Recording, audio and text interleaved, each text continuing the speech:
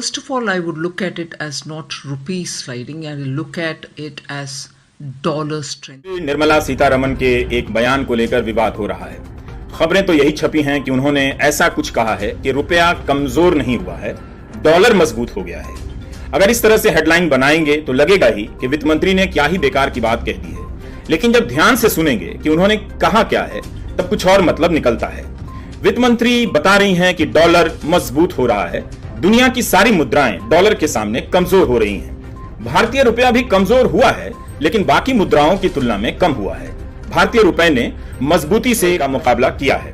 अब सही सवाल यह होगा कि डॉलर के मुकाबले रुपया क्यों कमजोर हो रहा है, मजबूत क्यों नहीं हो रहा।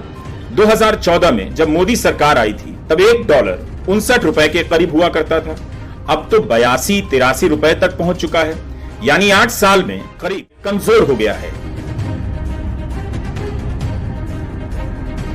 हेडलाइन और खबर की डिटेल को मिलाकर पढ़ने से ठीक रहता है। बेशक आप सवाल कर सकते हैं 2013-14 में भी वही कहा जा रहा था, या मोदी सरकार ने अपनी सुविधा के हिसाब से तर्क बदल लिए हैं। जब $1 60 रुपए का हुआ तब तो मोदी जी कहते थे कि डॉलर के सामने रुपया कमजोर हो गया है, सरकार की साख ही समाप्त हो गई है। तब भी तो डॉलर मजबूत हुआ होगा, मजबूत हुआ ही था। अटल जी जब पहली बार सरकार बनाई तब तक मामला पहुंच गया था 42 रुपीज तक, और अटल जी ने जब छोड़ा तब 44 पर पहुंचा था। 4% में फर्क आया था। लेकिन इस सरकार ने और अर्थशास्त्री प्रधानमंत्री के कालखंड में